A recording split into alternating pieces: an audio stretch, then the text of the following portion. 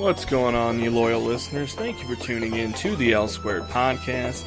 I'm your host here, the L Dog himself, Luke Larson. I've never called myself that before, and I honestly kind of regret it a little bit. Joining me today, virtually, not in person, he's literally tens of miles away, you know, maybe. Literally, he's not in the same room as me, but through the advent of of modern technology, we're able to hear his voice and feel his presence. My very special guest, Old Legs, J-Dog. What's going on? Well, just wanna,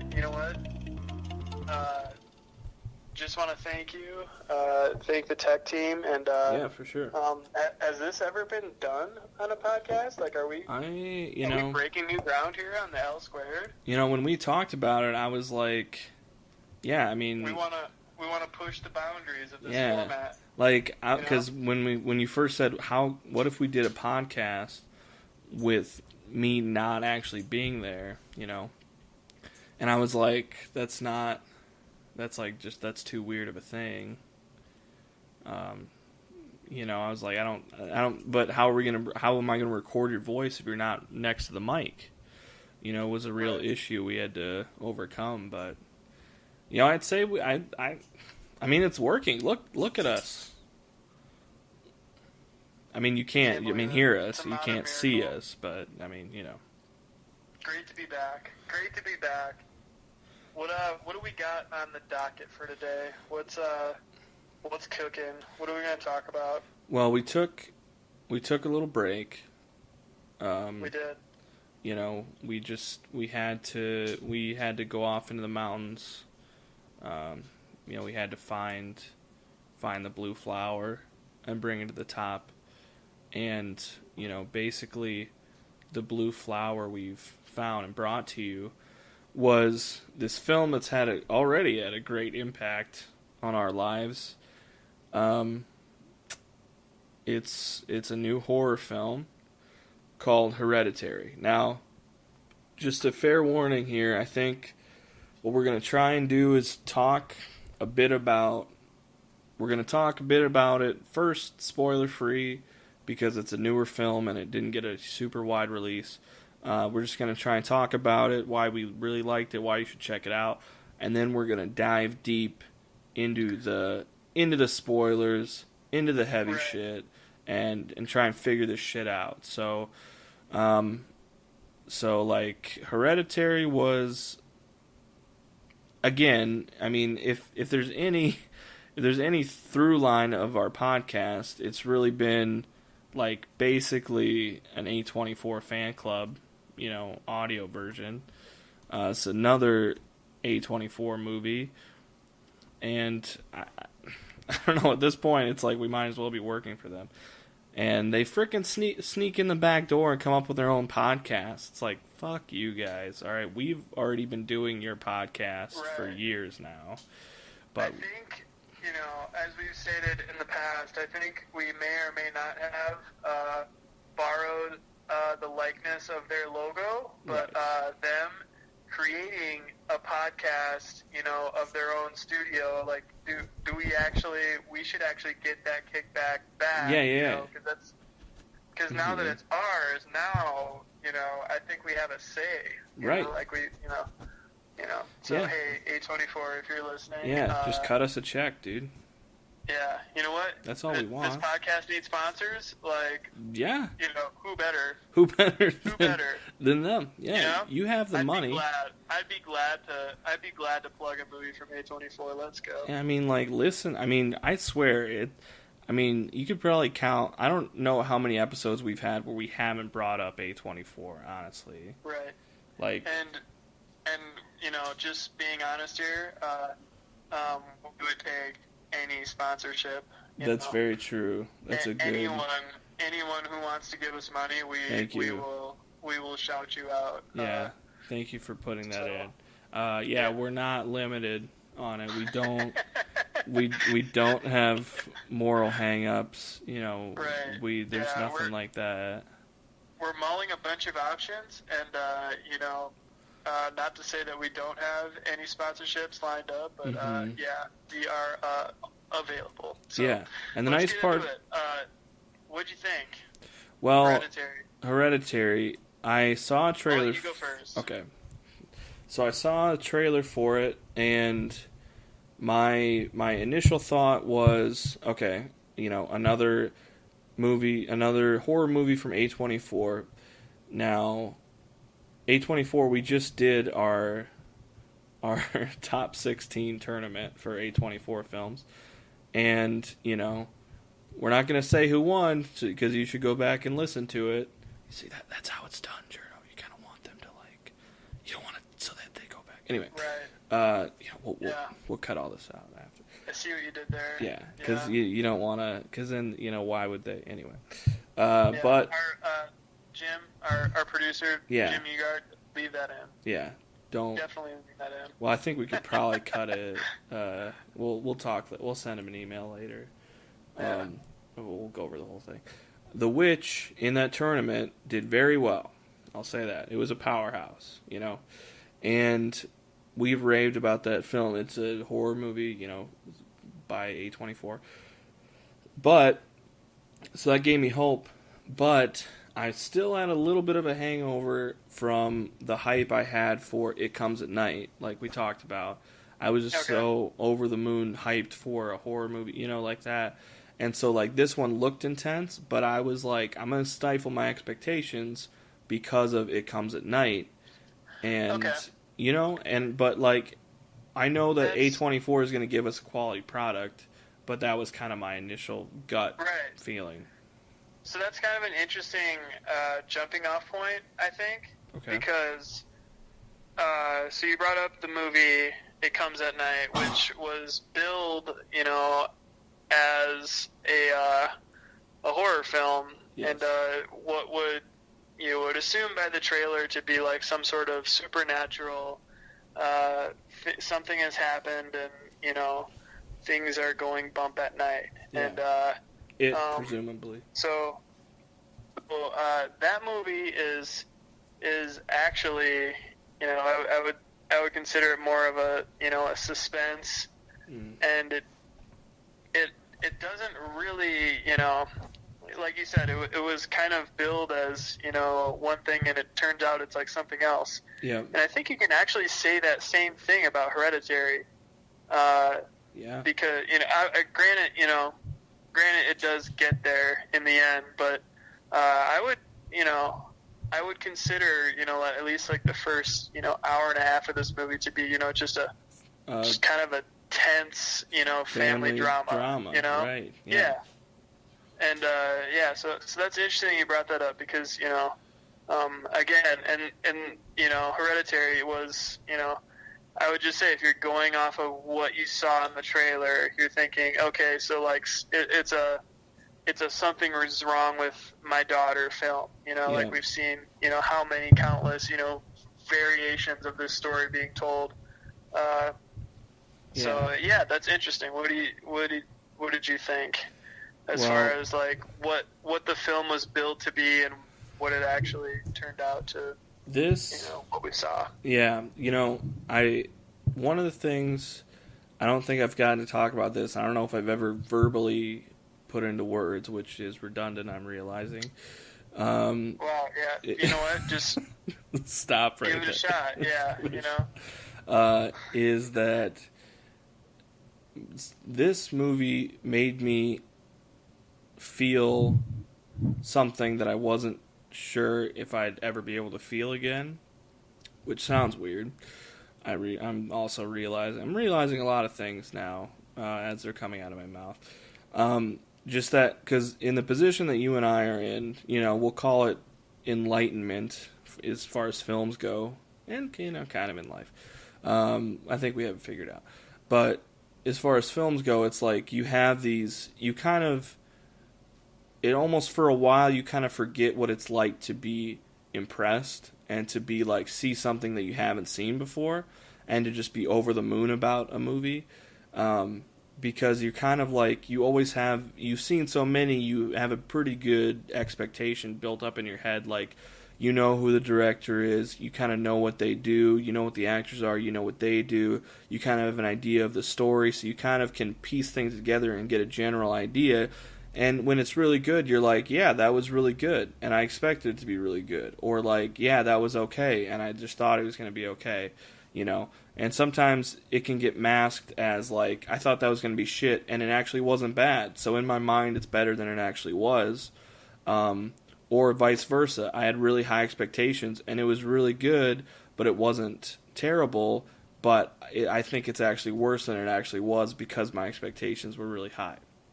Right. So all those things are weird that I just said, I realized. But with this one, my expectations were middled. Like, I had no opinion going to this movie, and I went in kind of sort of blind, just kind of like I wanted to see it, and that was it, which is also rare for us. And coming out of it, I was just so floored and so blown away. I mean, this was like, I was just like, and it just fully like, I don't know, it was like seeing one of your favorite movies for the first time again, you know, one of those feelings. And the more I thought about it, the more I was like, you know, we don't get those feelings a lot, you know? And I don't know, like it was really refreshing, and I haven't been able to get this movie out of my head, and I can't wait to just keep watching it. And I don't know, what were some of your thoughts coming out of it, because you had prefaced it for me, okay, you know, saying that we need to see it and how you needed to see it again and how it was really good. Yeah. So I suppose the only, besides, you know, things that you just kind of pop up, you know, through, you know, various, you know, media platforms and whatnot. Like, I don't know what you look at on a daily basis, but like I a lot of couldn't really, Tumblr. like, I couldn't really help myself but to say, like, holy shit, like, because I saw like I said, I saw this movie. I saw this movie at 10 a.m. Relatively hungover. It's just so great. Just on a Friday morning, I was at a bachelor party, so I was like, oh, I gotta get out of the house, like, yeah, you know, get away from all I'm those just gonna bros. go see this movie. And so it was like just kind of a perfect whirlwind of, like, you know. Okay, like, just for the listeners, I was feeling so many different things yeah. at this viewing, but yeah. So for the listeners, that's like one of the worst mindsets to be in to see a movie. Just so you know. I had to, when the credits finally rolled, I was getting up out of my chair, and I had to, like, teach myself how to walk again. Like, I was like, oh my God, like, yeah. What did I just subject myself to? Right. But, yeah, so I had that experience, and then I immediately texted you. I'm like, okay, we gotta see this together. So yep. So I'm sure you kind of had an idea that I was interested in the film. And yeah. So you know what? Yeah, the first thought I had was, this is gonna be memorable. Yeah, Old Legs is gonna remember because this. that's I mean, you know, any of the listeners know that's my number one, you know, criteria with a movie is, will I remember it? Yeah. Yep. Just straight up, like, will I remember? Not even like it, just like anything about it. Literally you know? anything. Yep. Like, can I have just a mental picture of something happening in the movie? And yeah, sure enough, this one hit the nail on the head. So. Yeah, no, I thought it was such a, like, you kind of have been hinting at this, and I think we're going to kind of start to get into, like, the spoiler-ish, if we just want to, like, preference the movie a little bit before we get into, like, some of the plot details, because it is kind of hard to talk about this movie without discussing a few major plot develemos. So, for those that haven't seen it and are interested, just, you know, from our general excitement, the movie follows just a singular family. The film opens with the death of the grandma and the family, and you unravel kind of the family history. Obviously, the movie's called Hereditary, so it's like, there's some kind of lineage to be, learned. Mm-hmm. And, so Toni Collette is the mother of 2 children, and her 2 children, one being maybe, I don't know maybe a spectrum of like autism or something like that. Yeah. Daughter is, spectrum, but kind of something's a little bit off, when you kind of, okay, I'm at a scary movie, so this is, maybe there's something wrong with her or something like that. That's your immediate kind of reaction to it. So you have that going, and then a son who's just kind of along for the ride, as well as father. And so chaos, ensues. Yeah. Is, without getting into anything. So anything to add to that? Basically, just before we get into the nitty-gritty stuff, if you're a fan of horror movies and I don't think anyone is going to walk out of this. Now, granted, this movie probably isn't for everybody. But if you're a fan of horror movies and you like new and interesting ones, you're going to really enjoy this. Right. And I would say, like, go into this movie blind. Big time. But again, I would also say it's one of the most, like, unnerving experiences that I've ever had in a theater. So if you do want to listen to the rest of this podcast and then go watch it, that's totally fine too. I explained the entire plot of the movie, which is hard to do. Mm-hmm.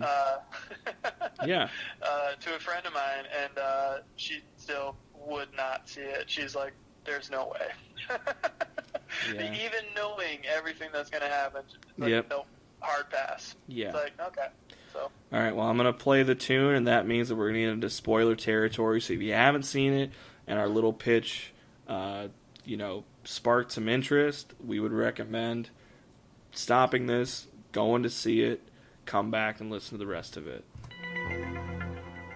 There we go. That was the sound. Okay, so we are free reign, spoiler territory. You've all been warned. So, how do we want to start this? There's a lot to unpack. Well, so I think it's pretty. So from the grandmother's funeral, you have just kind of general tension, and death in the family is something we'll all deal with, and all families are different. But I think we can just kind of jump right into it. Toni Collette's character, we'll get to more later in her performance in this movie, but she's just trying to get her family kind of back to normal.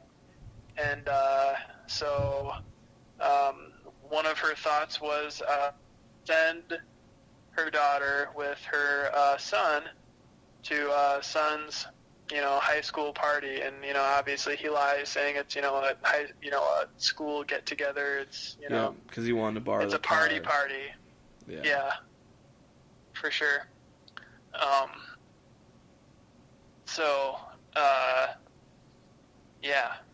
So she says, well, if it's like a barbecue, then if a bunch of kids are going to be there, why don't you go with your sister?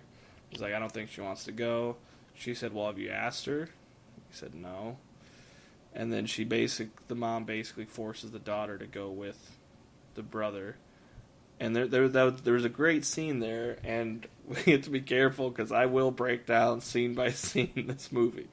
Right. But there was that great scene where it was all the dialogue between the two. There was so much going on that wasn't said between the son and the mom. You felt it on every word. They were both saying things that they didn't really mean, and both basically bluffing.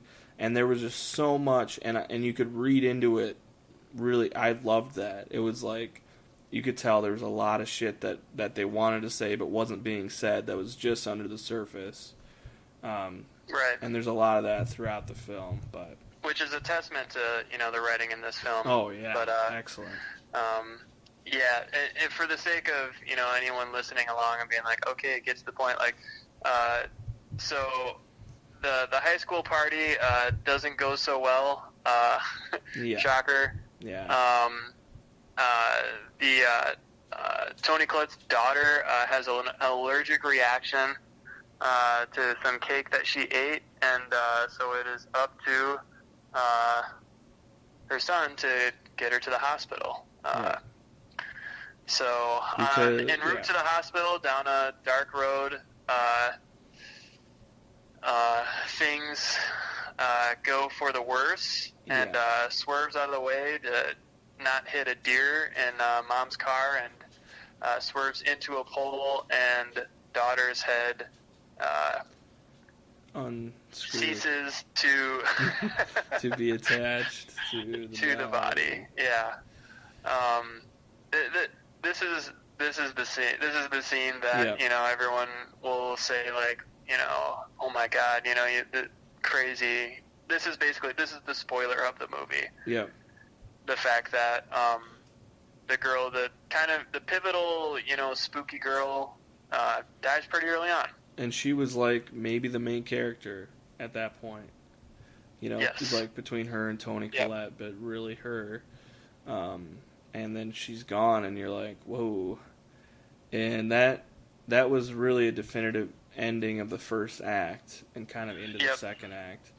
And like just that whole. And I thought it. I definitely. I thought it was.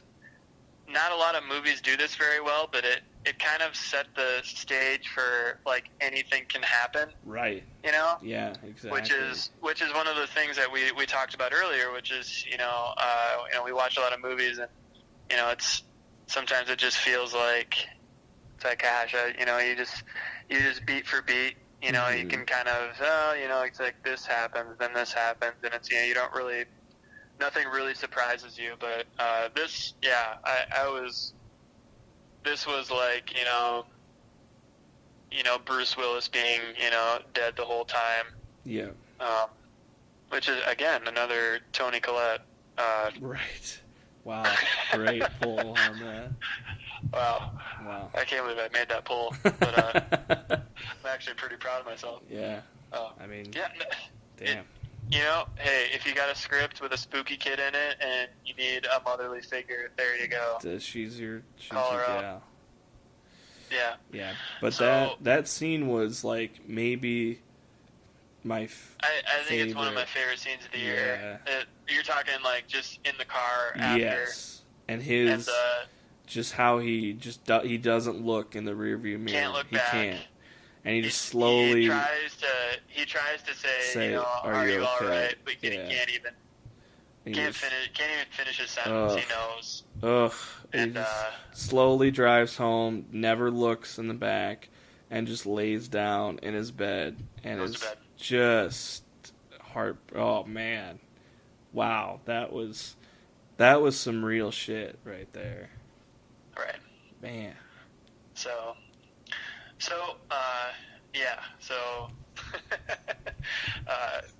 daughter dies, and Charlie, I believe, is her character's name, right? Yep. Yeah, and Toni Collette's character finds the headless body.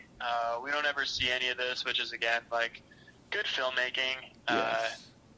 There's no real reason, mm-hmm. that we need to see something, like we already know and we've seen enough, and not to say that, like, this movie isn't bloody, because it is, but I respect those decisions where it's like you don't always need to pull the rug out from under the viewer. Right, it kept it more of a humane moment. It allows for the viewer to, like, use your imagination and like kind of.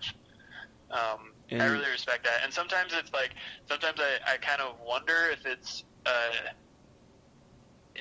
like a thing where it's like, oh, that worked out really well, but it's like maybe they just, like, are trying to be under budget, like, it could be, like, I mean, that's why why Jaws is one of the greatest movies of all time, because they, like, really couldn't make the shark work, like, kind of one of those deals. Spielberg had to direct his ass off. Yeah. Right. So. Yeah, and then that scene in particular as well. I mean, we could just spend the whole episode talking about the scene because it's so good. But, like, just, like, you stay on his face, you know, the whole time. So you're just seeing all his emotion. And when his mom screams, you can just see it in his face. And you just keep empathizing with him, you know, the whole time. And you just feel it. You just feel that sinking, you know, that sunk feeling in your gut the entire time. And just, like, him, like, not wanting to deal with the reality of the situation. And they could have just, like, switched over to Toni Collette and shown the body and the jump scare and her face screaming, you know. But, like, but that takes you out of it. And, you know, that's one of the best things they did was they held on to those moments and they kept making you feel those feelings for so long, and it made it so much more effective. Right. So, you know, obviously, Toni Collette's character, I should really just look at, you know, Annie. Okay, her name is Annie. Annie, mother figure, obviously doesn't take this very well, this news, this event that happened. She's a little upset, yeah. So this kind of leads her to the other kind of key interaction in the movie, and that was her decision to go back to kind of like a grief mourning type, you know, Alcohol Anonymous, you know, style. It was a help group type thing. Yeah. And this leads her to one of the other pivotal characters in the movie, the Ann Dowd character, the Joan character. Mm-hmm. So I thought, personally, Ann Dowd was just phenomenal in this movie. Yeah, and absolutely. Oh man, she is so good. Season tickets to like anything that she's in. She just. Yeah. It's just one of those where she just comes out and you're like, oh yeah, and then she just fucking knocks it out of the park. Yeah, she's really good. Just most recently in The Leftovers, one of my favorite TV series of all time. But that's another podcast for another host. For someone who actually watches TV was what I was about to say. Yeah. Yeah. And we're not going to talk about that shit on here. Yeah. So this leads to the Ann Dowd character who undoubtedly, thank you, suggests some other some alternative methods. Yeah. Presents with some the loss. And this is where the film kind of turns. Slowly but surely into the paranormal, supernatural. The Joan character suggests, well, hey, let's get in contact with, let's go talk to Charlie. Let's see what happens. And you and I know that's the point where we all say, all right, let's pump the brakes here. This is the point, yeah. Yeah, we've we had all this know. discussion several times. Yes. Like, you don't read aloud from the Necronomicon. No. And you don't perform open seances. Yeah, you don't tug on Superman's cape. You don't spit into the wind. You don't pull the mask off an old Lone Ranger, and you don't read aloud from the Necronomicon. Right. Yeah. And Jim Croce reference. Wouldn't have it, movie magic. She just nails all the rules. Like, I feel like if I were to do one of these, like I would blatantly forget one of the rules and just it wouldn't work. Yeah, it's a very good point. I didn't quite, run the salt all the way around the house. I feel like. Yeah. Oh God, don't bring that up. But yeah, so this was another. I would say these are the two kind of pivotal moments. The incident with Charlie, and then the Annie doing the first seance with her family, because this initiates the real paranormal aspect of the movie. Yep. Because up to this point, I mean, it's spooky, but we're not really sure. Most of the creepy stuff has happened through Charlie's eyes, which is kind of an unreliable narrator aspect to it, and and you're just kind of tense from the way the film is shot. It's just a lot of subtext, a lot of things that aren't said that you're just kind of feeling, and so you're really just with this family that are feeling all these feelings, and it's very tense, but nothing is resolved, so that or really talked about. So you just kind of are dealing with these family issues until these things start happening, and more of that paranormal stuff starts to creep its way in, and then you start to care more about it because you're invested in all these characters, which it sounds like cliche, but the way they do it is just, it's like, this is like better than a blueprint, of how to do that. Honestly, like, I didn't think that you could go that deep into their stories and then turn it around like that, Right. And I mean, I really, it's gonna be hard to really say how well I thought that Ari Aster did with certain aspects of this film. It's marketed as one thing, and it's kind of something entirely different. Just really small decisions. The no pentagrams, the no 666s. Just kind of blatant. Kind of oh, that's what this movie is. That kind of thing is right. It's not like Hot Topic stuff. It's not like there's no scene like in Paranormal Activity where they just Google about this demon, and the first thing that comes up is an old website that gives them word for word exactly what's going on and exactly how to fix it, with a picture of the pentagram on the website. Yeah. Yeah. And like we mentioned earlier with a film such as It Comes at Night. We're not entirely sure that any of this is actually happening. Right. Yeah, exactly. The entire time, it's like almost all the way up till the final kind of feverish 20 minutes or so. Mm-hmm. It's not entirely clear. Yep. Whether things are happening or if it's should also be mentioned that Toni Collette's character sleepwalks.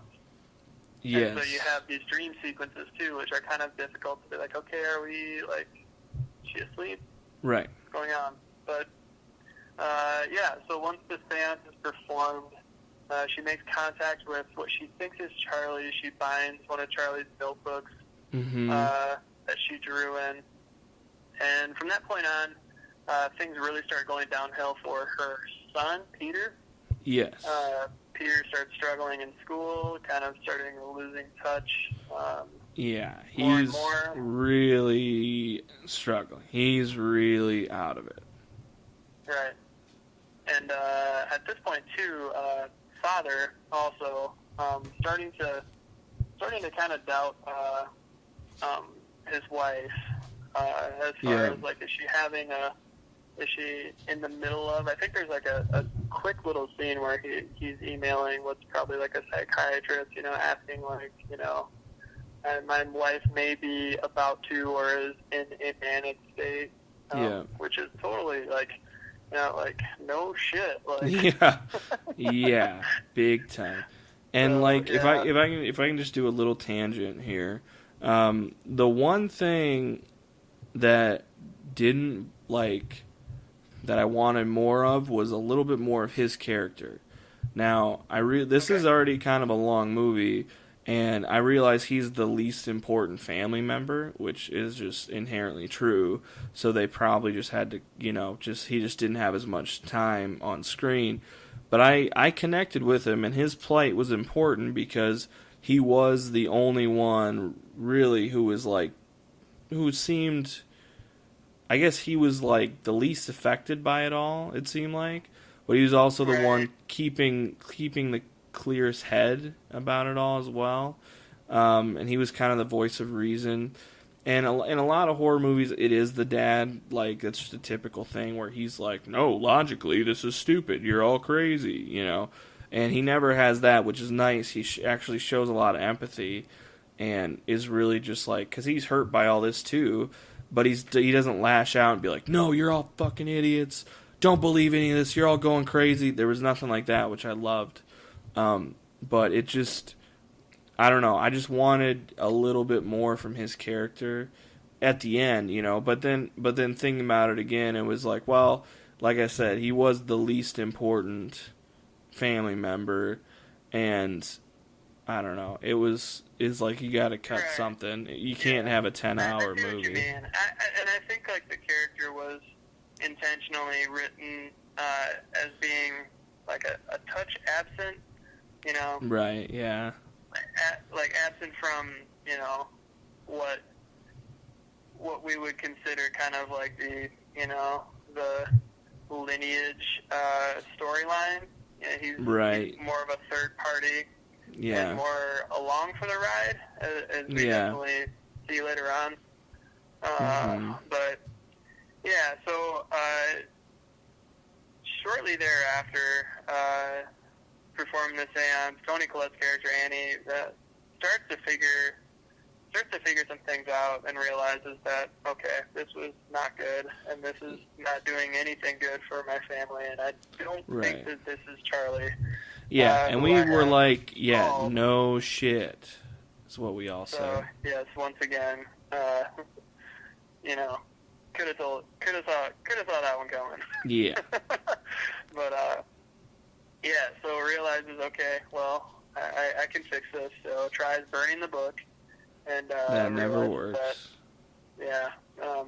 Never gonna be that easy. Her sleeve starts burning up, and she's like, oh no, like this isn't gonna be good. This is gonna cost me. So clearly, you have connected yourself to this, and you can't close the door. Yeah, so so she asks her husband. She's like, "Hey, I did this. I brought this on our family, and it needs to end now." So she asks her husband to throw the notebook into the fire, knowing that it will consume her as well. And sure enough, lo and behold, what happens? Mm-hmm. He wouldn't do it. He refused, saying, no, this is actually you being insane, which at that point could have been totally true. Like, you're just, the movie left it ambiguous, where it was like, she totally could have just been fucking nuts. And so he's like, no, I'm not playing this game. We need to get you help. And so she throws in the fire, and then he bursts into flames, and dies. It is a credit to the writing of this film, because his decision not to throw the notebook in the fire is, you know, we had earlier instances in the film where he kind of plays along. He's like, okay, if I just do this one thing, if I just do the stupid seance thing, we can all go back to bed, you know? Right. And, you know, so he tried, you know, just like kind of playing along with the whole thing, and it's, you know, and at this point he's like, no, enough is enough. This is ridiculous. And yeah. Yeah, and it didn't work out. Too little, too late. So yeah, Pops goes up in flames, and this is when it's full on. And this is when the gas pedal is firmly to the floor, and there's not any letting up.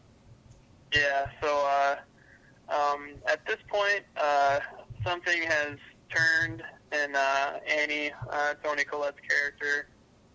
This is where we can probably really start having like the real spoilery stuff. The Oscar reel. Yeah, I mean, she is. I mean, I don't know what else he could do. Like, and I know that, like, you know, horror is a criminally underappreciated genre. Yeah. And I'm sure it won't get, you know, really any consideration. Well, maybe it will. I mean, we've seen change here, and it's Yeah. still a ways off. But yeah, she's incredible in this film. At this point, again, Peter. Can we talk about that scene in the schoolyard? Which one? When what's her face talks to him from across the road? Yeah. Yeah, a lot of speaking across the road in the film. Yeah. In this film. That one, you know? like, that was another one of my favorite scenes in the film. Was her yeah. like, Peter. Because again, it's ambiguous. Like she's saying something like "get out," right? Yeah, she's like, "Run, get out of here." Yeah. And like you first like just you like barely hear it, you know, and you hear all this background noise, and then you see her waving her arms, and then all of a sudden you hear her as if she's right next to you, but the camera still stays far away, and everything else goes away, and it got under my skin, man. That was scary. Yeah, because I mean, at this point, I was still like, you know what? Like, she's like trying to help him out. Like, maybe she gets it. Maybe she can, like, you know, kind of put an end to this. But yeah. Turns out. See, I like. Turns out she can't. And this is a big, but whatever. We're doing spoilers, but like when Toni Collette first went to her house for the seance, and we saw that mat, which was referenced earlier, I knew she was shady. I was like, she's in on it. I knew it instantly. I was totally oblivious. Like, I was like, I saw the mat, and I was like, she's fucking in on it. There's no way she's not. And because I was a little suspect when she ran to her car outside, because I was like, she wasn't in the meetings before. And then she just comes up outside, and the reason I was suspect was because at the funeral, you know, there were random people who were like clearly part of this weird cult thing with the grandma. And so like, but then you want to believe that she's good, but when I saw the placemat, I was like, she's sus as fuck, as the kids say. Yeah, you know, well. But sorry. It's, no, it's, yeah, I agree, it's, it's pretty great. So yeah, this kind of leads to like the climax of the film, which has Peter waking up after that rough day in school. Yeah. And coming downstairs and seeing that his father has, been burnt to a crisp, and mom is, nowhere to be found. Yeah, she's around, but. Man, what visuals there, too. Oh, my God. Right. And again, that's like, we've seen, like, the spooky person in the corner of the wall kind of thing, but...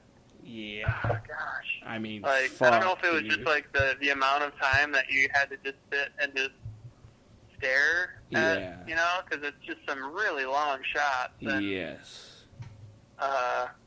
yeah, so at this point, things are not going well.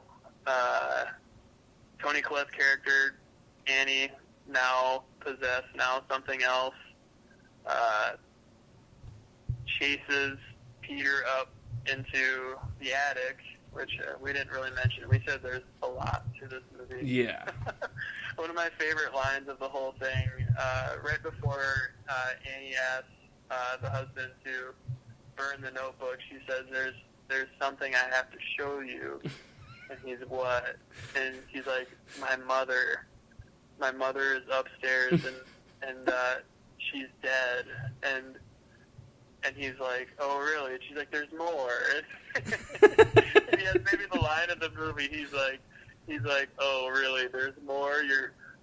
There's more than your dead mother in the basement. Corpse is upstairs, there's more. Like,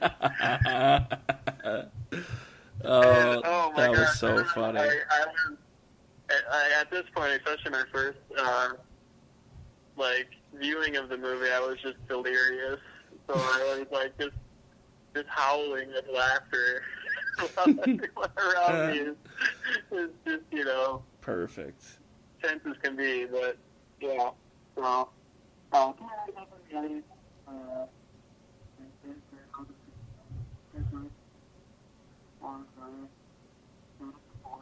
Hey, you got really quiet on us there for a second. Oh, there you go. back. Yeah. So, We'll cut all that out. At this point, at this point it kind of goes off the rails. Looks up, sees his mother with a piano wire, I think it was.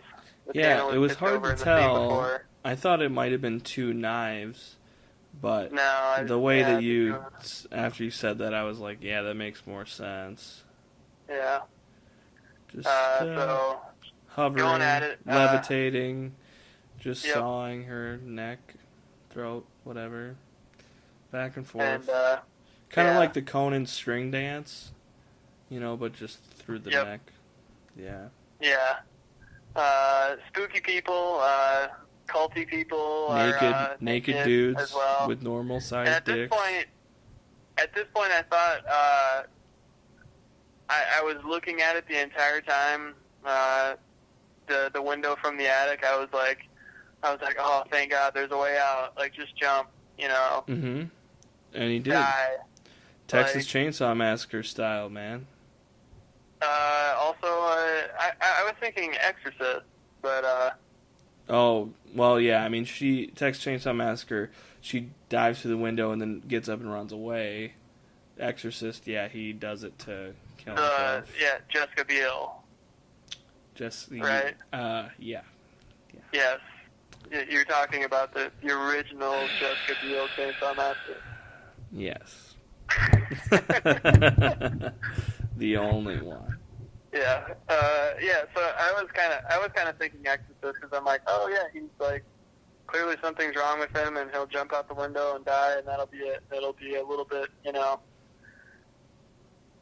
I was just ready at this point for anything for like the movie to be over with, but right. Sure enough, the movie is not over. Does it go to the witch does this a couple times. It fades to black and then it comes back. I don't think it fades to black, no. It doesn't fade to black? Okay, that might have just been like my eyelids, like. Like, oh, we're done now? Yeah. So, you're kind of unaware, like, what happened to him, but comes back and, yeah. Goes up into the treehouse and. Watches dead mom. Watches his mom levitate into the treehouse first. Yeah. And then he's gets a wink from a few cult members. You know, some lowly peons who didn't make the treehouse that are just in the forest. They're still like doing their pledges. Like the entry level ones. Yeah, they're just a zone 3. Yeah, they're gung ho, but they just don't. Right, you got to pay your dues. Yep.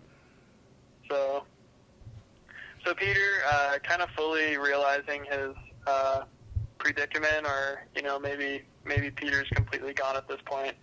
Not necessarily clear yet. Heads up into the treehouse because why not? Yeah, at this point, it's like at this point I'm lucid, Yeah, as Smash Mouth says, the water's getting cold, but you might as well swim. The water's getting deeper. Yeah. Right. Yeah. That's a great analogy. Cause the poet. It's like what else? What else is there at this point? Yeah. So he walks up, and more cult members. This is where, if you haven't fully grasped the what was going on with the grandmother character, she was in on it all along. Her death, I think, you could maybe argue, was planned or part of some kind of weird ritual. Larger ritual. Yeah. And the Ann Dowd character, Jode, is, kind of the headmaster of Yeah. He's like she's basically like the MC for this little get together, like the Jimmy Fallon for the Oscars type deal. Yeah. Or Jimmy Kimmel, excuse me. Jimmy Kimmel, much better. Yeah. We'll edit that out. So, don't keep that in. But, yeah, no problem. We got it. You got it? Did you mark it down, Jim? All right, thank you. One of the better speeches to end a movie, I would say. Would you agree? Oh my God, yeah. Oh my God. I mean, it was like, your mouth is just agape. And you're like, I never knew that I wanted something so bad in my life, you know? Oh, man. Yeah, it's like we looked to the west, northwest, and we called you. We renounced the Trinity. You are Payman. One of the 8 kings of hell. At this point, I was like, whoa. Yeah, like, okay, what the fuck is going on here? Payman.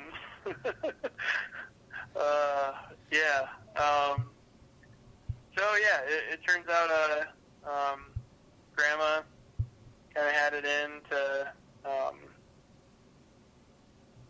summon this, pagan demon, and tried in Charlie, but turns out Payman's more of a, needs a dude. He needs a swinging dick. A male host. Yeah. And so that's what he got. Yeah, they were able to work it out, bring Charlie's soul into Peter, and then now that's also Payman? Do you think that's what happened? Or was Charlie a sacrifice? Well, because I thought that Charlie was more of just kind of just a at the end, right, but at the end they said, it's okay, Charlie, you're in Peter now, or whatever. It's, you, whatever, and now you're Payman, as you desire a male host or whatever. And then he did the click thing, and he had the look in his face of Charlie. Oh. So, yeah, maybe. Because I know they said, it's okay, Charlie, you're in Peter's body now, or whatever. So, I think it was all, like, Charlie was the chosen one, and that was finally, like, a good soul to be corrupted by Payman, or to be whatever. And then, but it was just that she was a female, so they're basically going through the motions, trying to get... Because that's why all the cult members were, like, so excited about Charlie and, like, smiling at her and stuff, because they were like, that's going to be our new shit. And then when she died, they were like, well, fuck, that kind of throws a wrench into all this. But I thought, I'm pretty sure that her death was planned by them? Was planned. Because the pole, right, the no, pole that's that a good her point. head has the King Payman seal on it. Yeah, so I guess that was the thing. Because the grandmother that you learn kind of throughout the film that the Toni Collette character and her grandmother, who we never meet in the film, not in the flesh, were not on speaking terms when she had her first son, Peter. Yeah. And so the grandmother was never able to basically put this on to him. Right. And so settled for Charlie instead. Yeah. Type deal is what I kind of gathered. Yeah. But I'm pretty sure they put Charlie into Peter at the end. But yeah, right, because or that whatever was we good. could call like the little shining thingy. Yeah. Because it's tough to say whether like Charlie was ever Charlie. Right, or if it was always Payman. Yeah, I would kind of assume, or from a very early age. Yeah. So, yeah. So, a word to the wise: never let the grandma breastfeed. Right. That's going to be a red flag. Should have, Toni Collette's like, looking back, there were a lot of red flags that I probably should have picked up on. Yeah. So, yeah, what did you, what were some of your kind of, like, first thoughts after, like, the movie ending? As far as, like... Hail, Payman! hail payment. That's kind of what my mind was doing. I was just shocked, man. I mean, it was like I said, I was like, I never thought that I wanted to end a movie to end like that. And I was like, I didn't realize I needed that in my life. You know, I mean, my God, it was just amazing. Yeah. So hot take, and maybe this isn't a very hot take. I'm sure someone has wrote or said this, but I actually thought it was kind of a happy ending. Yeah. Like. No, it totally was. It was like it was all worth it.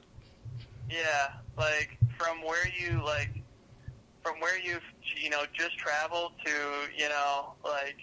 and the soundtrack we haven't really mentioned, but it's just is stunning. Especially the last number, the Reborn number that plays as he's entering the treehouse is just transformative as far as the scene goes. It's one of those things where it's almost like a third character with and it's so unique that final kind of, it's like a synthy weird so right up our alley. It's ridiculous. Yeah, it is really just very pandering. Yeah, very much so. Yep. Very much pandering. I'm like, okay. All right, you got me on that one. Yeah. So. Yeah, I mean, it's just one that sits with you, and it's like that kind of shit. Like, you and I have talked about this before. Like, we talked about this last night, but one of the first movies you ever recommended to me was Martha, Marcy, May, Marlene. Great film, and I think I described it as the most A24 movie that's not an A24 movie that's ever been made. Right.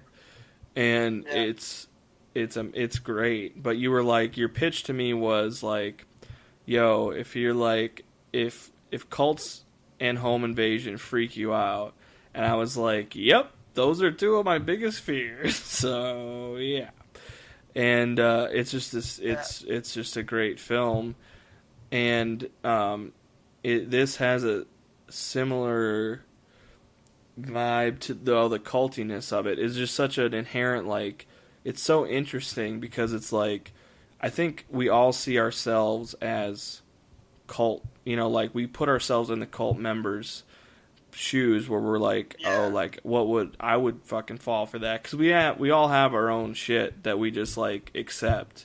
There's just bullshit that we tell ourselves and that we accept to get through our lives.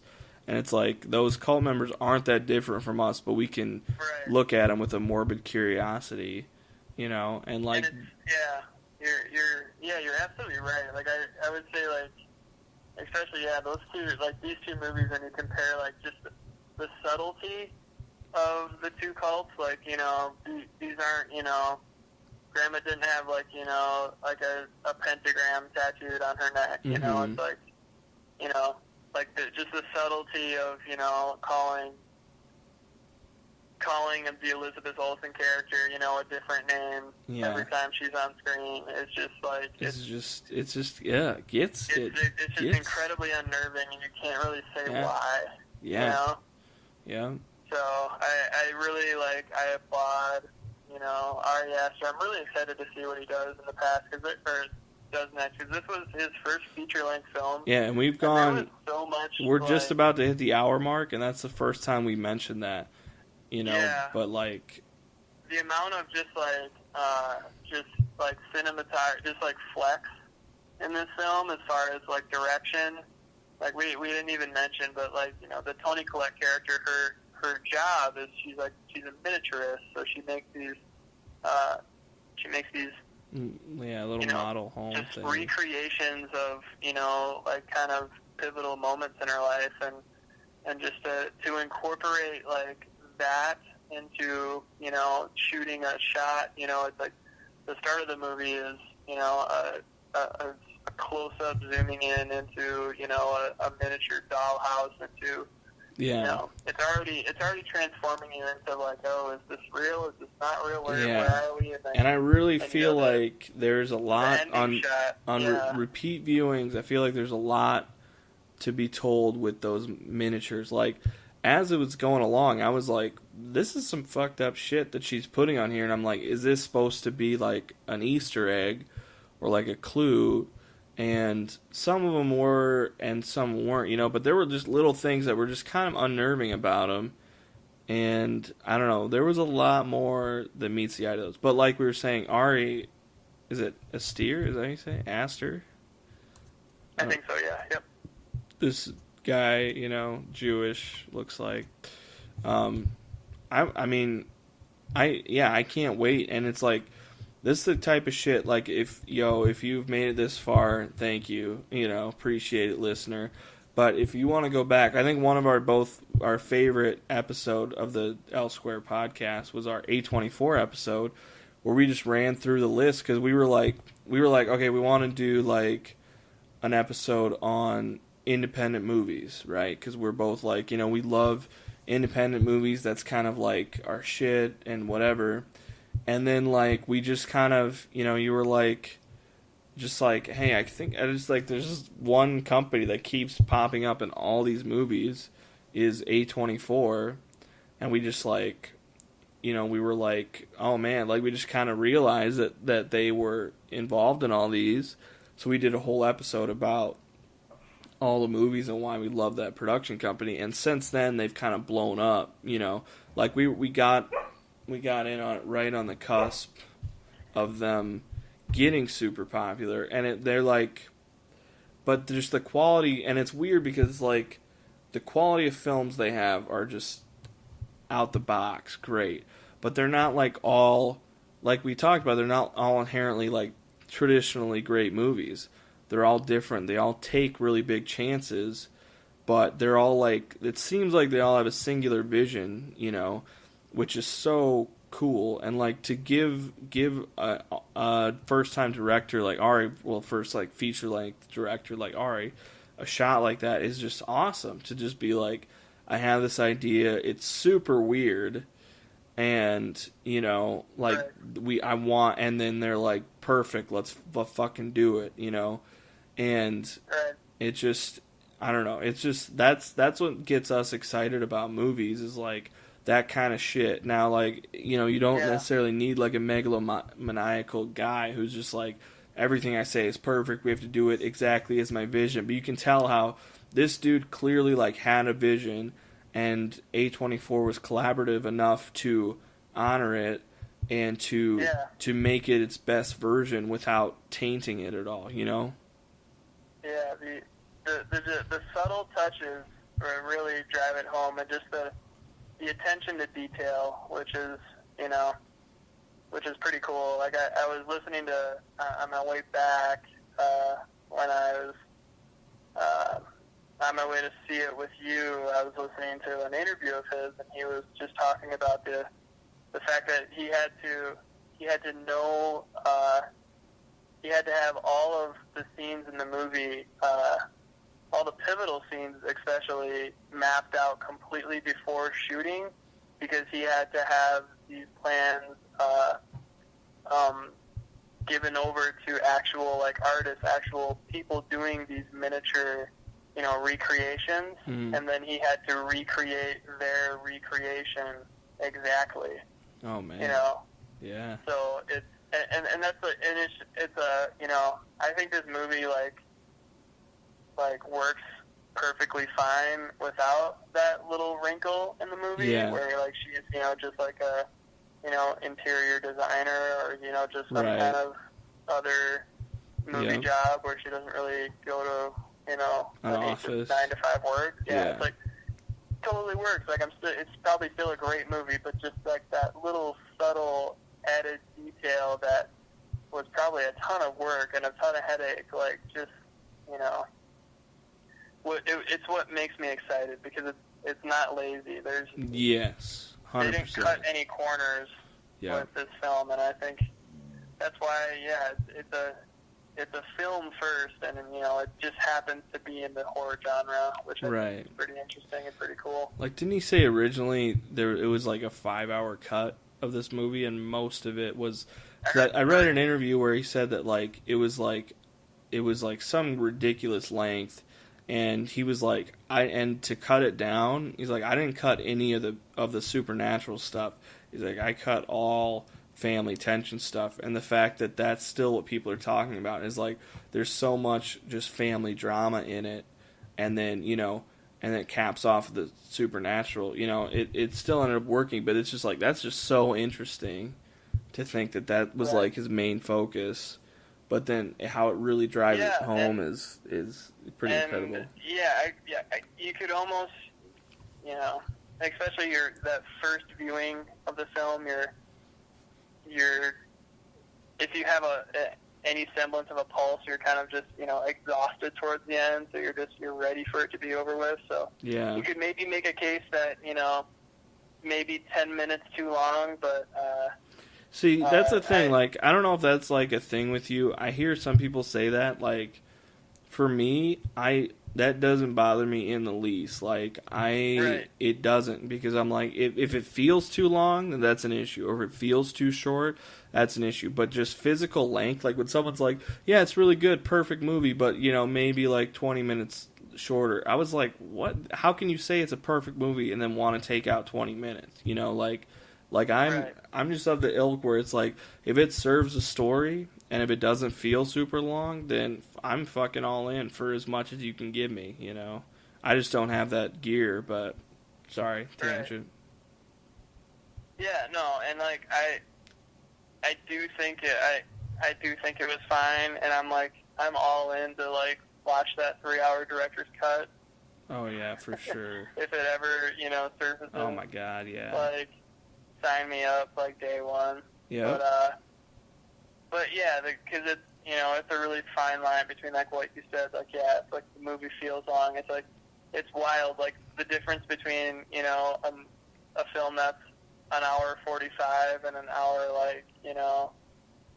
55 is like can sometimes feel like an eternity. But I don't know. It's like, could you imagine like 10 more minutes like towards the end? Like that would be. No. No. It's like if they like ran into the basement before they got up to the attic, like. Yeah. I don't know. I might have to change my pants, but. Right. Just the way they did it was just so like we said, it was almost like there were shades of Kubrick in the fact that like they just focused on things from a distance and just held those shots for painstaking amounts of time, which is just so awesome. And there weren't like that many. There weren't really jump scares and shit, which is a loud noise, which I think now has become kind of a cliche where people are like, "Oh, I hate jump scares," which I'm glad it's become because they're fucking stupid. But anyway, it's just this is just a masterpiece, and it's really like, I'm glad it's making money. Like, it's actually been very successful, which I was shocked by, honestly, because it's so weird. But like, this is just one where you just think, oh, it's just like a hidden masterpiece that people talk about, for years to come, but won't make any money. But like, it's done very well already, like on a pretty limited release. I would definitely say, seeing it in theaters too is kind of another like just transformative. Michael Bay really, experience. It's meant to be seen in theaters. I think it's meant to be seen like around others. Like, I'm pretty sure most, if not all, everyone in the theater and both of my experiences like just kind of had a collective like, holy shit, like at the end. Like when you finally like hit the credits, and it just kind of like it was like a tangible just like sigh of relief, and then just like what the fuck did we just watch? Right. And that's really interesting to like for a bunch of strangers to kind of come to the same conclusion, just immediately. Yeah. Without really any processing. Yeah. So its production budget was like $10 million, so very modest. And domestically, it's already made 36 mil. and worldwide it's almost to 60. So like so look out for Hereditary 2, you know. But no, like that's just awesome because it's like because you can tell this great story and make this great movie that's phenomenal and different and just a singular vision, and they only spent $10 million on it. You know, it's like you don't. I kind of want those movies to come back that are kind of a little bit, you know, not like this huge budget. Like now in today's market, you're either this huge tentpole superhero $200 million movie budget, or you're this tiny little indie, you know, that catches on and whatever. And I kind of would like there to be like a middle class again, where you spend like $50 million on a movie and it makes 100. You know, it doesn't go over the moon, but you know, but honestly, I think the lower budgets are probably better too, because like we said, you have to creatively come up with ways around money. You know, like the bad thing about money is that it solves most problems. Like if you have enough money, you're like, oh, we'll just fucking CGI it. You know, we'll just pay, you know, 1,000 people to sit at computers for 5 months to get to composite this shot, because we don't have to figure out how we can film it in camera, you know, which is fine. There's a place for that. But like when money solves all your problems, it can get kind of complacent and not great. And when you have a tighter budget, that's all you have is your creativity to solve problems, you know. Yeah, I think what you're kind of getting at is you really can't wait for the Ari Aster cinematic universe, big budget Guy Ritchie career arc when he finally you know, he gets that unlimited budget, and Ari Aster's, you know, he's able to like do his King Arthur, you know, like you know, is that what you're kind of getting at, like, you know? Yeah, that's actually exactly what I was getting at. I just can't wait for somebody to throw a bunch of money at him so we can just make huge steaming piles of shit that no one cares about. I don't think it's a coincidence either that, you know, this movie kind of, you know, comes full circle, you know, with King Arthur. With King, yeah. Another king. Damn. You know. I think if you ask Guy Ritchie, you can make the case that King Arthur was King Payment. one of the 8 kings of hell as well. Jesus Christ. But I suppose kind of like to wrap up, I would say it'll be interesting to see kind of what this what kind of legs this film has. Like I said, it's a very difficult watch. It's not like it's not going to have the commercial success that like a Get Out will have, you know, where it can, you know, really find an audience and you know, pick up steam come come award season. But it'll be interesting because I do think that, you know, something like, you know, Toni Collette for Best Actress is, I don't know, like I'll be hard pressed to, you know, see anything. But Meryl Streep, she's gonna have a couple movies, I'm sure, come out in the fall. It just, you know, how demanding, you know, that role, you know, is. Yeah. You know, that not everyone could or would want to do that. And that guy who played Peter was fucking phenomenal, that kid. Yeah, Alex Wolff. I haven't seen him in anything, and I was like, who is this kid? I mean, man, was he good. Right. I mean, yeah. damn. No, I thought it was really all around. The daughter character, the Charlie character, was also her first credited film. So, yeah, all around, I would say some interesting stuff. Yeah. It was my favorite film that I've seen thus far. Typically, I run pretty late on films. I don't quite get around to everything till like January, February. Right. You know, next year. here, but yeah, I know. this feels like it has legs. What comes next? Oh. Yeah, same. I'm excited for all these guys. No, I would just say, if you're hesitant about it, just the best thing we can say is just going blind. Yeah, don't go see it. Keep your naivete as long as you can. Right.